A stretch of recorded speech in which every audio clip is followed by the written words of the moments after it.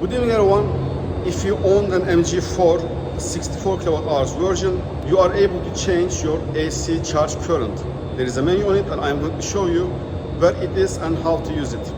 To check and change your AC charging current, you need to come to the battery icon, click it, then you'll see that charging current limit menu. If you click it, there are four options: 6 amps, 8 amps, 16 amps, and AC current. At 16 amps, the car charges at 3.2 kilowatt hours. At 8 amps, it's between 1.2 and 1.4 kilowatt hours. And at 6 amp, it charges at 0.8 kilowatt hours. So if you are charging outside and if you would like to get the maximum available speed, the charging speed, you need to be sure that you choose the AC current, then you can use your 11 kilowatt hours charging speed on AC chargers. As always, thank you for watching and have a great day.